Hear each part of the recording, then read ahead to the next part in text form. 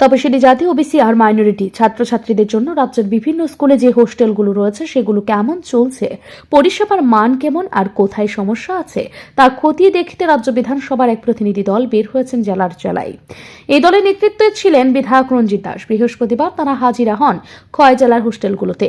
প্রথমে তারা তেলিয়ামুড়া বিবেকানন্দ দ্বাদশ শ্রেণী বিদ্যালয় হোস্টেল ঘুরে দেখেন, এরপর যান আমার উচ্চতর মাধ্যমিক বিদ্যালয় হোস্টেল পরিদর্শনে। সব দেখে শুনে বিধায়ক রঞ্জিত দাস সাংবাদিকদের জানান, মোটের উপর সার্ভিস খারাপ নয়, কিন্তু কিছু কিছু সমস্যা চোখে পড়েছে। এগুলো আমরা বিধানসভার সংশ্লিষ্ট কমিটিতে তুলে ধরব।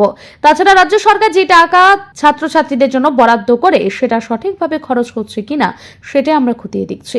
তিনি আরো বলেন, আমরা এর আগেও রাজ্যে বেশ কিছু জেলা ঘুরে দেখেছি। আগামীকাল সদর ও সিপাহীজলা কয়েকটি স্কুল হোস্টেলে পরিদর্শনে যাব। কমিটিতে এসসি ওবিসি মাইনরিটি কমিটি আছে। তো আমাদের এসসি ওবিসি মাইনরিটি কমিটি আমাদের 10 জন আমরা মেম্বার বর্তমানে আছি। তার মধ্যে আজকে আমরা এখানে 5 জন এখানে উপস্থিত রয়েছি। আমাদের এখানে রয়েছেন মাননীয় মেম্বার এখানে অন্তরা সরকার মহোদয়া, এখানে স্বপ্না দেববর্মা মহোদয়া, ইসলামউদ্দিন মহোদয়া এবং সবুজ দেববর্মা।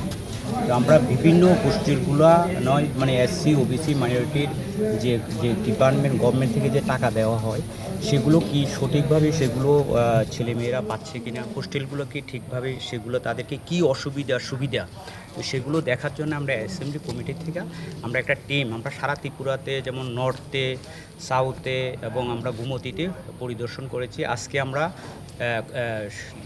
খোয়াই ডিস্ট্রিক্টে, খোয়াইয়ের মধ্যে আজকে আমরা তেলিয়ামুড়া তোর আমরা খোয়াইতে যাব। এরপরে আমরা সদরে একটা আছে মোহনপুরে সেটা, এবং আগামীকালকে আমরা সিপাহীজলার মধ্যে আমরা নলছ নিয়ে যে হোস্টেলগুলো সেগুলো দেখবো আর।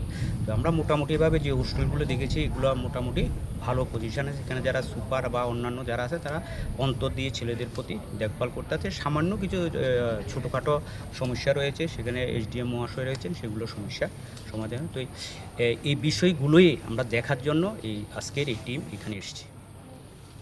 তবে কিছু হোস্টেলে এখনো বেশ কিছু সমস্যা রয়ে গেছে। খাবার, পানীয় জল, টয়লেট কিংবা পরিষ্কার পরিচ্ছন্নতার দিক থেকে কিছু অসুবিধা রয়েছে বলে জানান প্রতিনিধিরা। বিষয়টা খুব পরিষ্কার। রাজ্য সরকার যাদের জন্য এই হোস্টেলগুলো ব্যবস্থা করেছে তাদের জন্য যথাযথভাবে সুযোগ সুবিধা দেওয়া হয়, সেই লক্ষ্যে নজর রাখছে এই বিধায়ক প্রতিনিধি দল। ব্যুরো রিপোর্ট, ঋদ্ধি নেটওয়ার্ক।